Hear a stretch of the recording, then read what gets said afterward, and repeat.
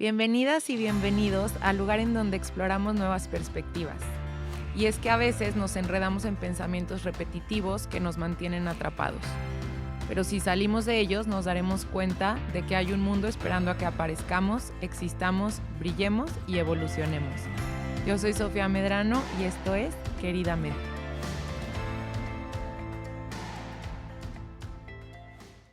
Bueno, desde que surgió en mi mente y en mi corazón la idea de lanzar este proyecto, siempre supe quién quería que fuera mi primera invitada.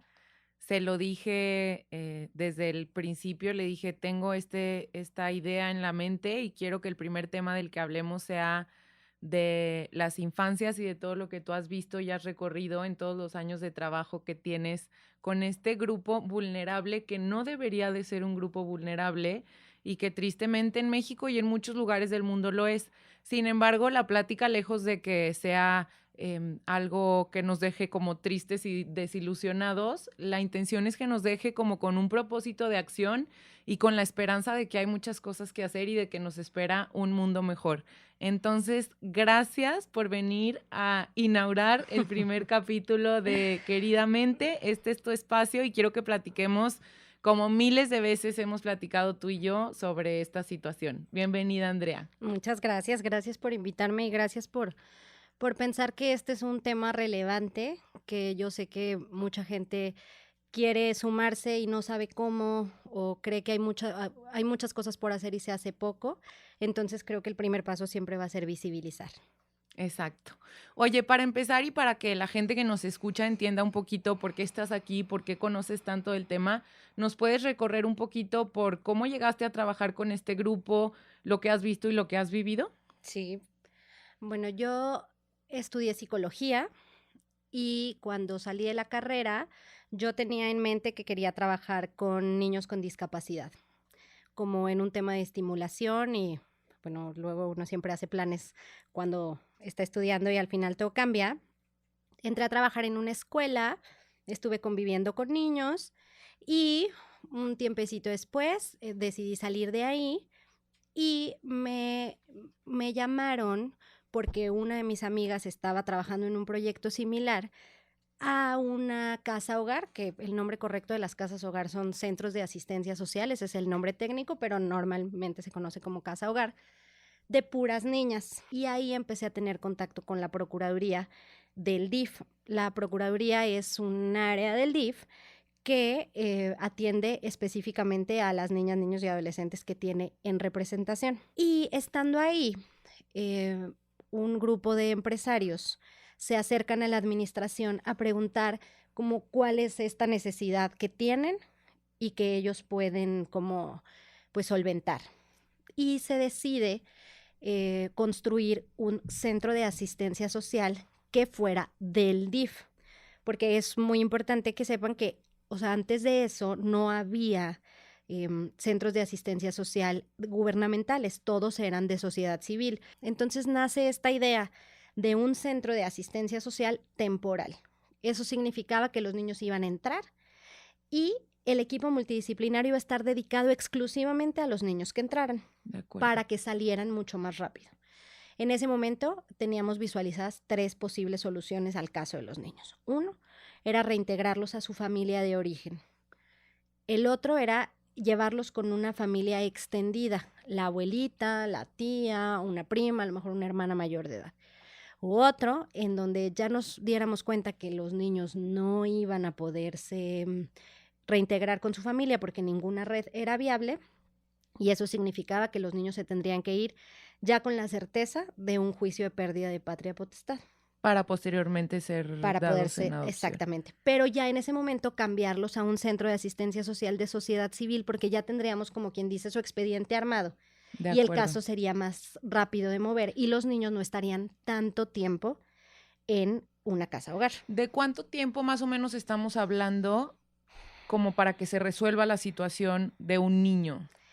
Hay muchísimos factores, o sea, si hay un delito de por medio, eso no depende para nada de nosotros porque al momento de haber un delito, entra la Fiscalía General del Estado de Guanajuato y ellos llevan el caso, entonces ellos tienen que determinar si hay o no delito. Entonces, mientras no se determine eso, nosotros no podemos mover al niño. ¿Me puedes ejemplificar cómo es un caso de un niño en el que sí hay delito? Una violación. O sea, el caso de un niño o una niña o un adolescente en donde hay un caso de violación, eso es un delito que se tiene en ese momento que denunciar. Aquí es importante que si no, o sea, que si no es una persona de su familia la que denuncia, pero a nosotros nos lo reportan, nosotros presentamos la denuncia. De acuerdo. O sea, ahí es como que se puede hacer esa distinción. Entonces, la idea era esta, que pudiéramos cambiar a los niños antes para que si se iban a regresar con su familia, pues se regresaran pronto, y si se iban a quedar, o sea, si su red familiar ya no era viable, pues entonces que ya los abogados pudieran rápido hacer el juicio de pérdida de patria potestad. El tiempo varía, cuando se trata de reintegraciones familiares es mucho más rápido, y además de que toda como la iniciativa de derechos humanos y de la Ley General de Protección de Niñas y Niños es la no institucionalización. O sea, Ok, la casa hogar tiene que ser la última de nuestras opciones. de acuerdo. Entonces, primero siempre hay que buscar una familia y en esos casos puede ser mucho más rápido, 2 semanas, 1 mes, 2 meses cuando mucho. Y hay un seguimiento después. Entonces, bueno, yo estuve con ese proyecto, llevando todo el tema como de la construcción, lo que se iba a necesitar, también pues para amueblarlo, para equiparlo, el tipo de equipo de equipo multidisciplinario que iba a necesitar y todo. Que supongo que son psicólogos. Hay un equipo multidisciplinario de médico, psicólogo y trabajador social. De acuerdo. Pero además tenía que haber quien cuidara a los niños. Ok. O sea, que ahí son cuidadores, literalmente. Y ellos tienen diferentes profesiones, pedagogos, psicólogos, trabajadores sociales. También tenía que haber enfermería y también tenía que haber quien los cuidara en la noche, que no es el mismo perfil a quien los cuida en el día. Entonces, pues bueno, eso mientras lo estábamos resolviendo, se termina el proyecto y en ese entonces la directora del DIF me manda a hablar y me dice, pues si ya acompañas este proyecto, pues quédate al frente. Ujú. Y así es como regreso a trabajar con niños en situación de institucionalización. Estuve 3 años coordinando el albergue del DIF, bueno, la casa hogar del DIF, y pues ahí vi eh, el escenario desde la otra trinchera, ¿sabes? O sea, desde todo lo que yo criticaba y decía, es que ¿por qué no hacen esto? A veces era súper impotente decir, es que podríamos hacer esto y no, tendríamos que estar haciendo esto y no podemos, ¿no? Y porque hay muchísimas limitantes, o sea, muchas veces no nada más es un tema de recursos humanos, o sea, hay muchas limitantes como son otras instancias, ¿no? Justo, te voy a interrumpir, perdón, pero creo que una de las preguntas más comunes que nos hacemos como sociedad civil, y en un momento en alguna cena te lo pregunté directamente, pasa mucho que, por ejemplo, vamos manejando y vemos a un niño, al mismo niño todos los días a la misma hora, lavando parabrisas o vendiendo chicles y dices, ¿cómo es posible que el DIF permita esto? Y entonces yo te pregunté, ¿por qué no agarran a esos niños y los protegen? Y entonces tú me diste una explicación que me amplió muchísimo la perspectiva sobre el motivo por el cual hay tantos niños trabajando en la calle. Sin embargo, eso no significa que estén viviendo en la calle y entonces Exacto. toda esta diferencia, pero ¿por qué el DIF no recoge a todos estos niños? Sí, es una pregunta muy, muy común y lo que pasa es que esos niños no están solos. Esa es la respuesta como base y clave. Esos niños no están solos. Esos niños tienen a su mamá, a una tía o a algún familiar mayor de edad en otra esquina, si no es que ahí mismo con ellos, en otra esquina, porque ellos saben que que en cualquier momento, si llegara el DIF o llegara a cualquier otra instancia, si el niño está solo, sí nos lo podemos llevar, De acuerdo. ¿sí? O sea, esa es la diferencia. Si el niño estuviera solo, por supuesto que nos lo llevaríamos, porque obviamente está en riesgo, pero el tema es que si nosotros nos llevamos un niño y su mamá está ahí, pues es secuestro. Claro. O sea, nos lo estamos llevando en contra de su voluntad y en contra de la voluntad de su mamá. ¿Qué pasa? Que lo que nosotros buscamos hacer es esto que te digo, la idea es evitar la institucionalización, evitar que los niños crezcan en una casa hogar, porque eso o sea, genera un deterioro cognitivo, o sea, hay un deterioro en el cerebro, o sea, físicamente, fisiológicamente hay un deterioro en el cerebro de los niños. Entonces, el chiste es evitar la institucionalización. Entonces, ¿cuál es la herramienta que usa el DIF? La sensibilización. Lo que buscamos es acercarnos a estas familias y hacer conciencia del peligro que corre un niño o una niña en la calle pidiendo dinero o limpiando parabrisas o vendiendo chicles, rosas o cualquiera de las diferentes como posibilidades de trabajo que hay En la calle. en la calle para los niños. Esto que dices se me hace fuertísimo porque el que un niño pierda capacidades cognitivas Sí, se me hace lo peor que le puede pasar a una persona. O sea, claro. una persona que pudiera tener una posibilidad, a pesar de estar viviendo en una situación vulnerable. El simple hecho de estar viviendo con mamá y o con papá y o con abuela, etcétera, Cambia. sí le da más Claro. probabilidades de salir adelante que el estar digo, depende de la circunstancia, pero como Sí. en la mayoría de los casos, porque va a perder la capacidad o parte de la capacidad que tiene para desarrollarse si se institucionaliza. Esto es por la falta de apego, por la falta de amor, Sí. es un tema emocional. Pues muchas veces no es falta de amor porque en las casas hogar hay gente muy comprometida. A ver, las casas hogar, antes de que hubiera esta casa hogar del DIF, eran de sociedad civil que nacieron de la buena voluntad de la gente, de verlos en situación vulnerable y decir, pues yo quiero hacer algo para cambiar esto, ¿no? Entonces, no es un tema de que es falta de amor, pero sí hay un tema de falta de apego. De ¿no? acuerdo. Entonces, eso genera, y además, o sea, imagínate todo lo que esto representa, porque el hecho de que su cerebro no se desarrolle de la misma manera que se desarrolla un niño en familia, representa muchas cosas, porque luego, imagínate que en el mejor de los escenarios a ese niño efectivamente lo adoptan. Entonces, él se va en adopción y va a haber un rezago en la escuela, obviamente va a tener un poco más de complicaciones. No es la general, no es todos, pero son la mayoría. Van a tener complicaciones para relacionarse también, porque, y no es nada más el tema del retraso cognitivo o de la falta de desarrollo cognitivo, es también un tema de que tampoco aprendieron a relacionarse, ¿no? Hace poco escuchaba a la presidenta del DIF estatal que decía, hay cosas que los niños aprenden como por default, que no nos damos cuenta que les enseñamos, como tu mamá iba contigo a la tienda, tú agarrabas lo que ibas a comprar, tú veías que le pagaba al señor, que el señor le regresaba a cambio, igual en algunas ocasiones te dio el dinero para que tú pagaras y te fijaras en el cambio, y esas cosas, un niño que vive en una casa hogar no las vive porque está todo el tiempo encerrado por su seguridad, pero finalmente encerrado. Yo tuve un caso de una niña de 3 años que llegó con su hermana y haz de cuenta que cuando llegaban les dábamos un kit, ¿no? Cepillo de dientes, un jabón, ropa limpia, una toalla para secarse cuando se bañaran y todo. Y entonces el primer día le dan su cepillo de dientes y los formaban a todos para ponerles la pasta y que se fueran a lavar los dientes, y cuando le ponen la pasta en el cepillo, se la comió como si fuera un dulce. Hermosa. La niña nunca se había lavado los dientes. A los 3 años. A los 3 años. Entonces, o sea, ese tipo de cosas que a nosotros nos parecen obvias y que aprendemos en el día a día, porque lo vemos en otra persona, ella no lo tenía. Oye, Andrea, recorriéndonos un poquito como hacia atrás, por ejemplo, en el caso de esta niña, ¿cómo va el proceso de que esta niña hubiera llegado con ustedes? Una persona, un ciudadano, llama y dice que hay 4 niños, porque este caso particularmente era de 4 niños que viven como en una casa abandonada, como más bien una casa que no se terminó. De acuerdo. De estas que se quedaron como negra, exacto. obra gris. Entonces, que vivían ahí y pues que los niños estaban solos y que aparte, bueno, no solos estaban con su mamá, pero aparte vivían violencia.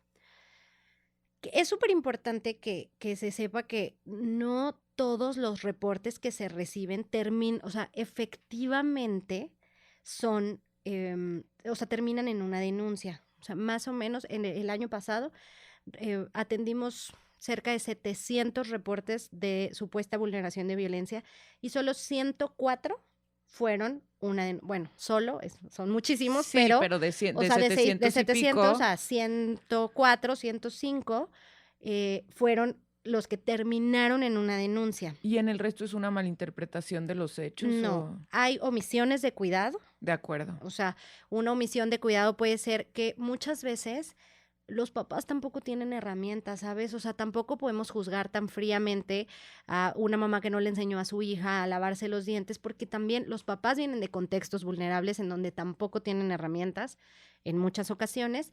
Entonces, muchas veces lo que se necesita es un acompañamiento a las familias para que se den cuenta de esos derechos que están vulnerando, que a veces son que no los mandan a la escuela, que los tienen en la calle, que no los han registrado, que eso también es muy grave. Entonces, pero finalmente son vulneraciones de derechos, son omisiones que no derivan en un delito. De acuerdo. Entonces, esos casos, por ejemplo, pues no son una denuncia. Regresamos a la Al historia caso. esta Entonces, de estos 4 niños. haz de cuenta que ya se recibe ese reporte, Llegan a la casa como llegan en a la obra casa negra. y se dan cuenta que efectivamente sí había violencia. Y en este caso sí había omisión de cuidados, pero había omisión de cuidados grave. Entonces nosotros a eso le llamamos vulneración de derechos grave o riesgo inminente. Entonces sí, o sea, sí puede ser. Imagínate que no hubiera violencia, que en este caso sí lo había, pero imagínate que no hubiera violencia, pero no tenían baño, dormían en el piso, no había techo, obviamente es un espacio de extrema, o sea, como a la intemperie, un animal, o sea, en ese caso había un tema de vulneración muy importante, entonces no hubiera importado que no hubiera violencia, ahí de todas maneras tendríamos que intervenir, ¿sí? Pero en este caso sí había violencia. Además. Entonces, pero cuando nos queremos acercar, o nos queremos como DIF, porque va un equipo multidisciplinario, cuando se quieren acercar, la señora se pone muy violenta. De acuerdo. Y como empieza como a amenazarlos y todo, y se dan cuenta que pues ellos, o sea, nosotros somos una unidad administrativa, nosotros no somos una unidad de fuerza. Sí, no son la policía, no son el ejército, Exactamente. no son, sí. Entonces, lo que se hace es que se presenta la denuncia sin los niños. O sea, no es cierto. Antes, cuando van con la señora, ella tenía 2 hijos hombres y 2 hijas mujeres. Okay. Niña, niño, niño, niña. Okay. Y la señora dice, llévense a los niños, a los varones, pero déjenme a las niñas. Entonces, pues en ese momento agarran a los niños y se los llevan, ¿no? Van y presentan la denuncia con estos niños y al momento de que o sea, los niños obviamente tienen que dar una declaración y se determina que hay violencia física y sexual. En ese caso, ya lo que hacemos es pedir ayuda de la fiscalía para ir acompañados de ministeriales, que son personas que sí están armados y que sí pueden usar la fuerza para ir a recoger a las otras 2 niñas. Andrea, lo que estoy pensando ahorita, y supongo que este pensamiento lo va a tener quien nos esté escuchando también, ¿prostituían a las niñas? ¿O qué tipo de violencia sexual la señora sufrían? vivía con una pareja que no eran los papás de los niños y él era el que abusaba sexualmente de las niñas. Okay. De las niñas, de los niños no. Okay. Entonces, cuando, pues obviamente los niños son los que le dicen al Ministerio Público lo que estaba pasando, se van, fue un sábado a las 6 de la mañana, se fueron con los ministeriales y las camionetas de DIF a recoger a las niñas. Y pero como no está comprobado el delito, el Ministerio Público no podía detener a la señora, ¿sabes? Claro. O sea, entonces, bueno, con apoyo del Ministerio Público nos llevamos a las niñas, ellas van y declaran, la más grande, porque la chiquita no hablaba, y se la llevan a la casa hogar donde yo trabajaba. A las niñas, a los niños no. A los niños se los llevaron a otra casa. Entonces, pues empieza a pasar el tiempo. En este inter, la señora fue con un cuchillo a amenazar a la abogada que fue por los niños. O sea, la verdad es que eso luego se vuelve un trabajo complicado porque pues la gente sabe dónde encontrarte, ¿no? Claro. Entonces, bueno, ya teníamos a las niñas. La mayor tenía en ese momento 8 años y la más chiquita 3, que es la que les digo que se comió la pasta de dientes. Sus hermanos tenían como 6 y 5, estaban así pegaditos. Es una historia de una familia muy compleja porque tiempo después también resguardar, o sea, resultó que había una hermana más grande, de 16 años, que a su vez ya tenía un bebé y a ese bebé también lo tuvimos que O resguardar. sea, una falla Exactamente, sistemática gruesa. exactamente. Entonces, bueno, se hace como todo se empieza a hacer todo el trabajo con los niños por su lado y las niñas. Aquí es importante que cuando los hermanos no pueden estar todos juntos, generamos convivencias Ok, para que entre ellos se vean. No ok, importa si son bebecitos, ok. o sea, se generan convivencias. Entonces, bueno, llevaban a los niños y todo. Y en el paso del tiempo, de semanas, meses, la niña más grande empezó a tener conductas súper, súper, súper disruptivas. O sea, pero en un extremo Estamos de hablando de una niña de qué edad? 8 años. 8 años. O sea, de unas como crisis de ansiedad que terminaban en violencia. Entonces tenemos que llevarla al psiquiatra, ¿no? Mientras tanto veíamos a su hermanita chiquita, pues ver todo esto todo el tiempo y, y pues al final teníamos como mucho temor de que de alguna forma esto le fuera a afectar. Claro, estaba muy expuesta. Exacto, Había estado toda su vida toda muy su vida muy expuesta. expuesta. Entonces empezamos a trabajar con la niña más grande, con acompañamiento psicológico, además de pues su medicamento y el acompañamiento del psiquiatra, del psiquiatra en este caso. Y pues fue un estira y afloja complicadísimo porque la realidad es que ella estaba muy, muy dolida. O sea, guardaba mucho dolor en su corazón, entonces era muy complicado también que confiara en nosotros, ¿no? Y en Claro, que lo que nosotros queríamos hacer era por algo por su bien. bueno. Entonces se tomó la determinación de llevarnos a su hermana chiquita a una casa cuna, o sea, una casa en donde hay niños de 0 a 6 años, Ok. para que ella estuviera con más niños de su edad y pudiera convivir y jugar y estar como en un entorno un poco más protegido, mientras nosotros pues le dábamos acompañamiento a su hermana más grande. Y pues ya siguió pasando el tiempo y esto que estaba viviendo yo con ella, lo estaban viviendo en la otra casa hogar con uno de los hermanos. Ok. También una Muy situación afectado. psiquiátrica muy complicada, muy violentos, o sea, obviamente pues es algo que vienen cargando porque es algo que ellos replican, Claro. ¿sabes? O sea, además de que la violencia también para ellos es una forma de comunicación, ¿no? Mm. Porque así lo aprendieron. Entonces, pues siguieron los casos, obviamente los niños se liberaron, eso, o sea, se hizo un juicio de pérdida de patria potestad y los niños se están disponibles para adopción, como quien dice, o sea, su papeleo está terminado, pero son 4 hermanos. Ujú. También eso es muy complejo. O sea, hay familias que pueden llevarse uno, que pueden llevarse dos, pero 4 4. es un tema complicado, ¿no? Entonces, pues los niños están como en ese periodo o en ese proceso en donde tendría que haber una pareja, ya sea que quiera llevarse a los 4 o que según su perfil pueda llevarse a uno, dos, a tres, ¿no? De acuerdo. Andrea, ¿quién le falló a estos niños? Porque lo más fácil es pensar, ¿dónde está la mamá? ¿Dónde está el papá? Pero si tú te regresas a las infancias de los papás, tuvieron infancias Ujú. similares o Sí, iguales o peores. Entonces se convierte como en una espiral en retrospectiva de decir, ¿cuándo empezó? ¿Quién le falló?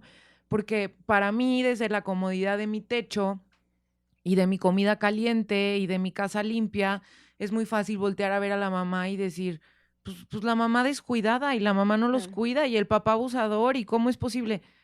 Pero en realidad, ¿quién les falló a estas familias? ¿Quién les falló a estos niños? Pues creo que todos como sociedad. Es un tema del sistema, todos como sociedad. A ver, sí, la mayoría de las veces las faltas contra los niños vienen de papás que vivieron situaciones similares. Y además, a ver, tú piensa en una situación, es multifactorial lo que se está generando en una familia, ¿no? O sea, imagínate que el papá y la mamá no vivieron violencia, solo vivieron pobreza. Y entonces hoy viven en la casa de la suegra, porque difícilmente van a vivir en su propia casa, donde también vive el tío, donde vive la abuela, vive el abuelo, están sus hijos, pero además la abuela cuida a los hijos de otros 2 hermanos que entran y salen. Lamentablemente, lo más seguro es que uno o más miembros de esa familia se drogan. Entonces ahí suma pobreza. Esa gente o no tiene que comer o se le complica esta parte de conseguir alimento para todos los días. Te voy a interrumpir tantito, pero ya me habías tú platicado que actualmente el consumo de droga está vinculado a la hambruna. O sea, se consume droga porque para se tiene no hambre. sentir hambre. No en todos los casos, pero En el algunos, cristal, sí. que es la droga más común, quita el hambre y quita el sueño. Entonces aquí hay pobreza, hay hacinamiento, porque estás de acuerdo que toda esa gente no vive en una casa de 1000 metros, hay hacinamiento, hay un tema de drogas. Entonces, si sumas esos factores, después el hijo ya se peleó con la nuera, con la novia, entonces ya se regresó. Otro hijo ya decidió irse a vivir con la novia, pero eso significa llevárselo a vivir a su casa. Sí, se vuelve todo más propenso a abusos, Exactamente. A violencia. Y ahora tú piensas que en este contexto, que parece como una olla expresa a punto de explotar, hay un niño que está llorando, porque tiene hambre, porque ya se aburrió, porque no. Y entonces se genera este tema de violencia contra el niño. Y a ver, nadie está justificando a los papás, la violencia jamás debería de ser, pero yo te contextualizo como en esta olla express en donde estamos metiendo todos los ingredientes que pueden hacer que esto explote y súmale un niño inquieto que pues está queriendo ser niño. Ser niño, exactamente. Y entonces obviamente se generan estos contextos de violencia o estos contextos de abuso. El tema de las drogas hace que eso se potencialice porque el cristal pone a la gente muy violenta. Entonces, violencia, abuso, hacinamiento, pobreza, adicciones, pues obviamente es una cadenita, ¿no? Entonces, ¿qué pasa? También muchas veces, esto es algo que yo he visto en León, que de verdad creo que hoy hay gente mucho más comprometida, porque antes era esta idea de que pues los niños estaban todo el día en la calle, sí, ¿no? O sea, porque los papás trabajaban todo el día. Ponle tú que fueran papás responsables, cero violentos, que vivieran de verdad ellos en su casa con sus hijos, pero la mamá tendría que tener 2 trabajos o un trabajo donde doblara turno y el papá igual. Y entonces los niños viven en este momento, o sea, durante casi todo el día están solos o al cuidado de la vecina o sí, o sea, nos pasaba mucho como, es que mi abuelita vive en aquella casa de allá.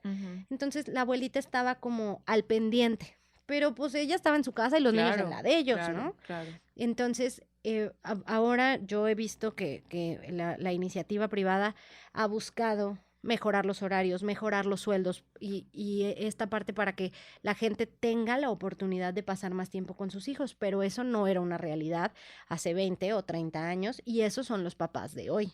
De ¿no? acuerdo, de acuerdo. Andrea, ¿en qué está destinado a convertirse este niño y cómo lo podemos evitar desde nuestra trinchera?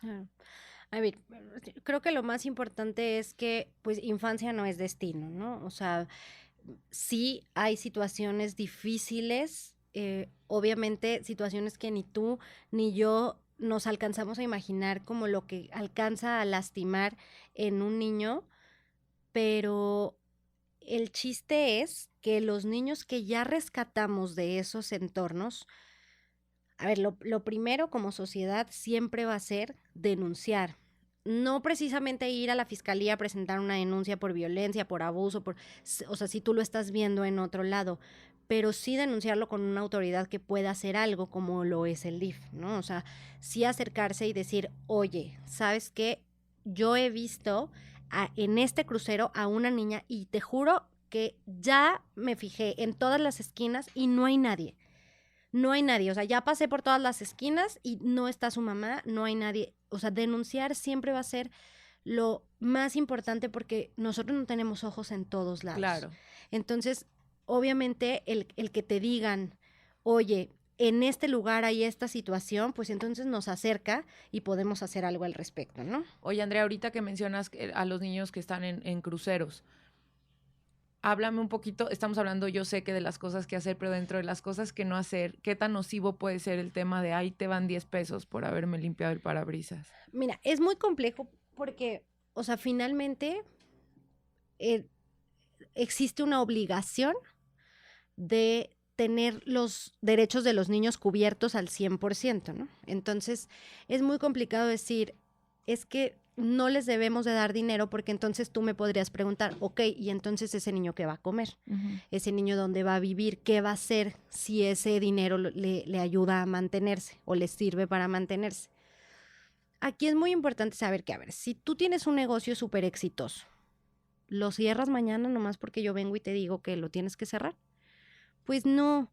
Y al final los niños son un activo en el negocio, porque ¿cuántas veces has sentido como estas ganas de darle una moneda a un chavito de 25 años que te está pidiendo dinero? No, o sea, lamentablemente usan a los niños desde esta idea de generar lástima, de generar compasión. A ver, insisto, yo no estoy juzgando a las mamás que llevan a los niños a los cruceros. No sabemos el caso de cada una de las mamás o de los papás que llevan a los niños, ¿no? Pero sí te puedo decir que en la mayoría de los casos, esos niños son el ingreso de su casa. O sea, no pasa esto en donde papá y mamá trabajan y se ayudan con lo que lleva el niño a la casa, ¿verdad? O sea, son el ingreso. Entonces, papá y mamá no están haciendo nada, o mamá sola, o papá solo, o abuelita, no están haciendo nada. Y los niños se están convirtiendo. Entonces, ¿qué está pasando con estos niños? Estos niños no están yendo a la escuela.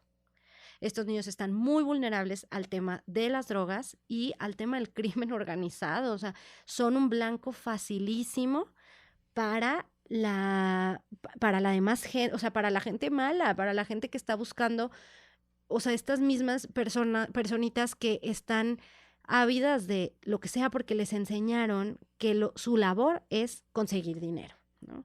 Entonces, obviamente... Entonces esto, sí, pero esto es algo que no hago, o sea, que no debo hacer, pues.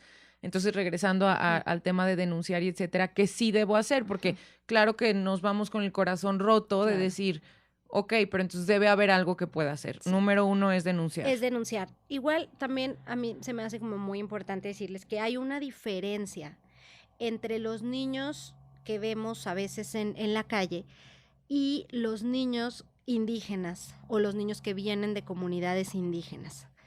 ¿Por qué? Porque su condición es distinta.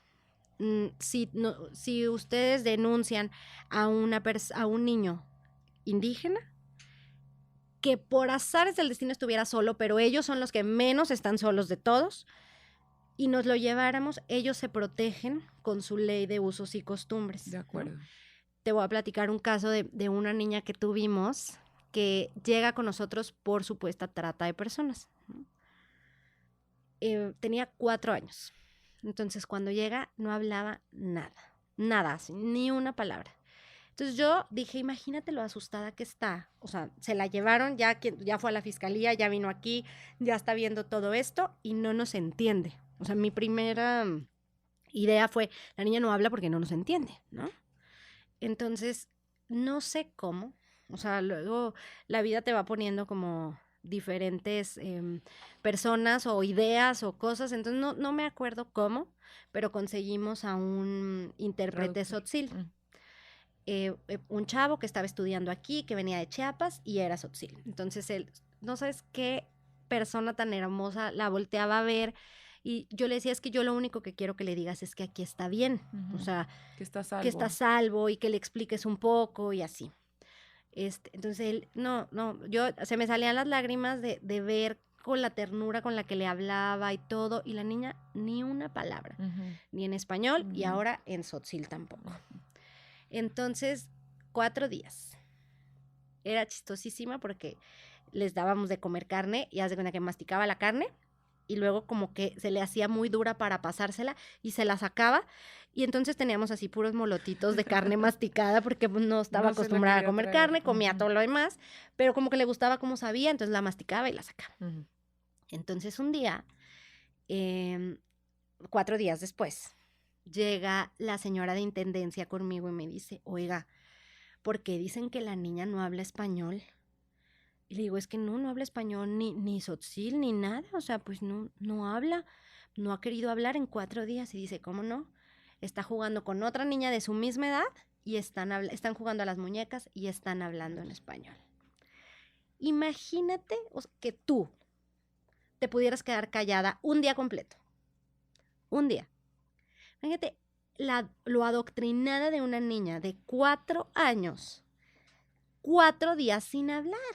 4 días. Y sí hablaba español y nos entendía perfecto. Lo que quieres decir es están sentenciadas y sentenciados a no hablar. Y lo que te quiero platicar es que haz de cuenta que ella venía de una historia en donde a mí me gusta mucho platicarla porque esto rompe con el estereotipo de todos los papás son malos, todas las mamás son malas. Sus papás se casaron en Chiapas y su papá y su mamá se divorcian y su papá muy listo le dice en el convenio del divorcio, le dice a su mamá, tú te quedas con las niñas, pero tienes prohibido sacarlas a la ruta de pedir. ¿Qué es la ruta de pedir? Esta niña venía de una familia que desde su tatarabuela hacen esta ruta en donde salen de Chiapas y van recorriendo todo el país pidiendo dinero y al final del año regresan a Chiapas, ¿no? ¿Qué pasa con las niñas? A los 14, 13, 14, 15 años las embarazan, se quedan, si te fijas, casi no ves mujeres de Chiapas embarazadas. Es porque regresan, ¿no? Y entonces hacen esta ruta. Imagínate, desde su tatarabuela, ellos ya tenían como un tema de mucho, mucho tiempo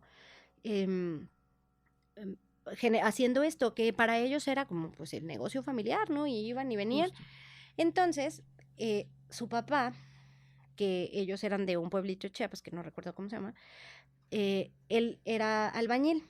Okay. Entonces él iba a trabajar a Tuxtla, okay. Se quedaba una temporada trabajando allá y luego volvía.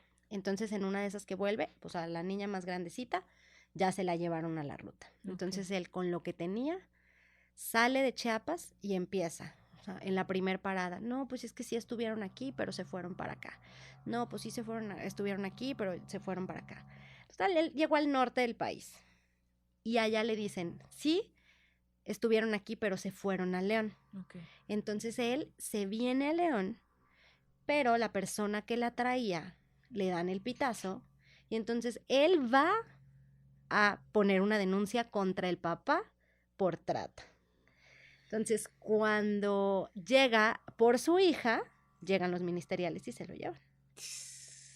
Entonces él, claro que lo detienen, pues en ese momento pues no le dan como posibilidad de mucha explicación y cuando llega, él así se saca de donde tenía guardada, así dobladita, y empieza a desdoblar el acta de nacimiento de su hija y la sentencia de divorcio donde decía que la niña no podía estar pidiendo.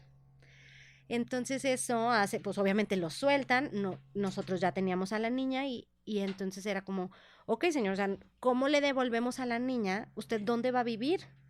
¿Qué va a hacer? O sea, ¿cómo la va a mantener? Todo. Regrésese a Chiapas y nosotros la vamos a mandar para allá, ¿no? Entonces, pues hicimos un trámite entre DIF de Guanajuato y DIF de Chiapas para llevárnosla y se la llevaron en avión, ella iba súper nerviosa.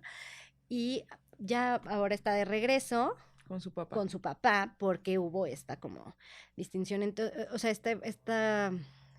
hizo esto que no se debía, que es la mamá, porque estaba establecido en el convenio de divorcio. De acuerdo. Entonces, no todos los papás son malos, no todas las personas tienen intención de lastimar a sus hijos. Por eso a mí me gusta mucho esta historia porque por 2 cosas, porque nos hace ver la realidad de los niños y al grado al que un niño puede quedarse callado 4 días y la realidad de un papá que es capaz de atravesar todo el país por encontrar a su hija, ¿no? Entonces, pues al final son dos situaciones que pasan, o sea, simultáneamente.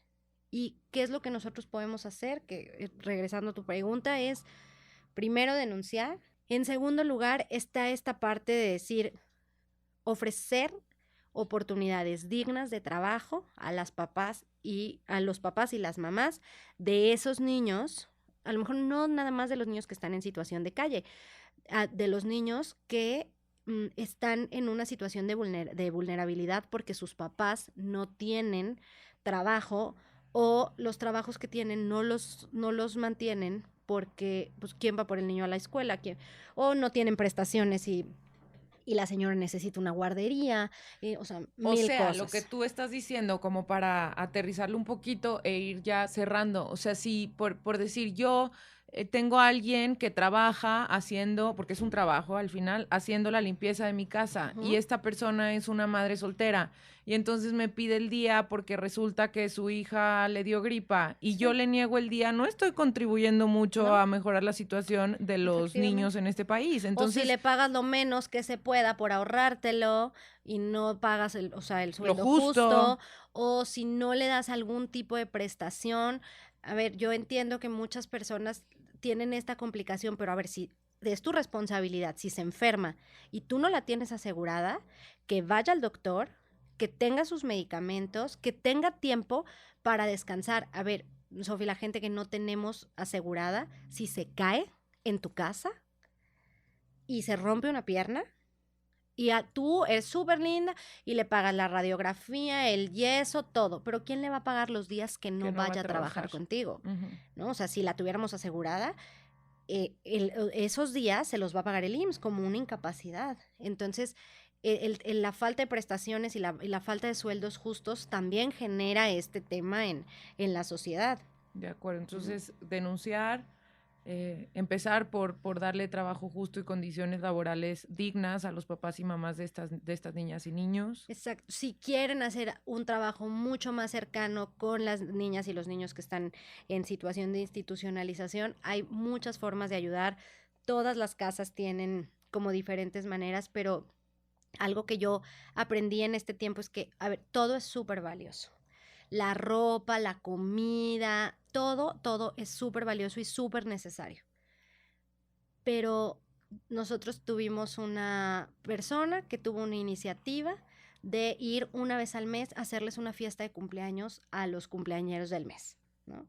A ver, no estás llevando el dineral, o sea, estás yendo a comprar un pastel y les estás alegrando el día y muchos niños que jamás han tenido una fiesta de cumpleaños, ¿no?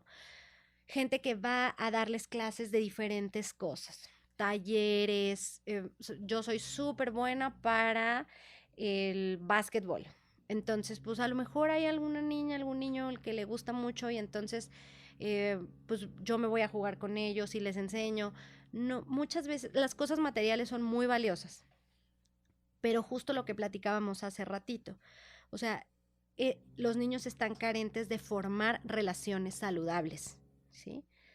Entonces, las relaciones saludables implican que ellos puedan ver que pueden confiar en una persona que no conocen Ujú, y que no tienen que formar un apego contigo porque te vas a ir, pero ujú, no importa porque sí hay personas buenas. ujú, Y sobre todo esta idea de que no nada más vamos a ir a regalarles cosas, ujú.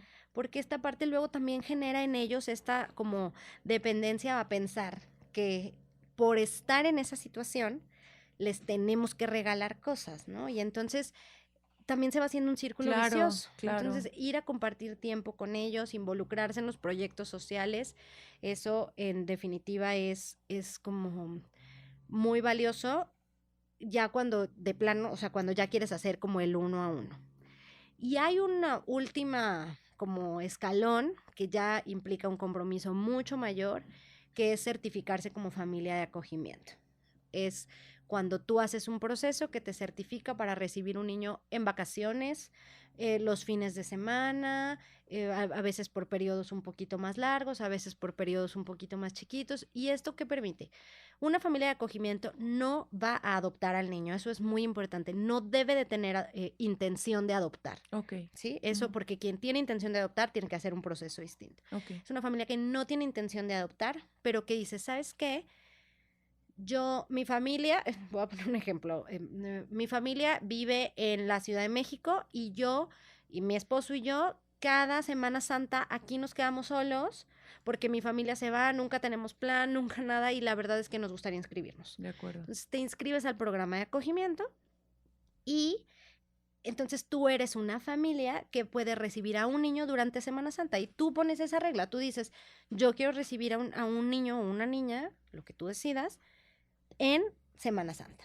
Padrísimo. Y entonces esa es otra forma de involucrarte y de enseñar patrones distintos de relación, porque entonces van a ver cómo yo me llevo con mi esposo y cómo mi esposo y yo lo tratamos o la tratamos, y entonces eso genera, o sea, también, pues nunca vas a querer lo que no conoces. Claro, un cambio de punto de vista, un cambio de realidad. Ujú. Oye, muchas gracias por venir, por compartirnos todo esto. Estoy segura de que no va a ser la primera, ni la primera sí, la última vez no, porque no solo trabajas con las infancias, trabajas con personas con discapacidad también, con adultos mayores, y yo creo que todos merecen visibilidad, y aquí estaremos platicando después de otros grupos vulnerables. Para terminar, si alguien quiere sumarse a alguna de las actividades del DIF, si quiere pedir más información sobre cómo ser una familia de acogimiento, sobre cómo apoyar a las infancias en nuestra ciudad y en nuestro país, ¿cómo te pueden encontrar? ¿Cómo pueden comunicarse con ustedes? El DIF tiene redes sociales bueno, tiene perfil en todas las redes sociales, Facebook, Twitter, TikTok. Las dejamos aquí en la Que es descripción. DIF León. Ok. Y también el teléfono de las oficinas generales del DIF es 477 ay, ya no me acuerdo. Lo dejamos aquí en la Sí. descripción, no te preocupes. Y te voy a dejar 2 teléfonos para reportes. Va. Es un teléfono para reportes de niñas y niños en situación de violencia. Es un WhatsApp, o sea, tú puedes escribir, tomar una Facilísimo. foto Ok. y nosotros nos movilizamos. O el otro es para grupos vulnerables, en donde puedes, o sea, identificas a una persona, por ejemplo, que necesita apoyo de pañales, hemodiálisis, despensas, y para eso es el otro número. Te los paso y los dejamos aquí. Perfecto. Andrea, muchas gracias. Gracias a ti por Y gracias a invitarme. ustedes que nos escucharon el día de hoy. Nos vemos la próxima semana en el próximo capítulo.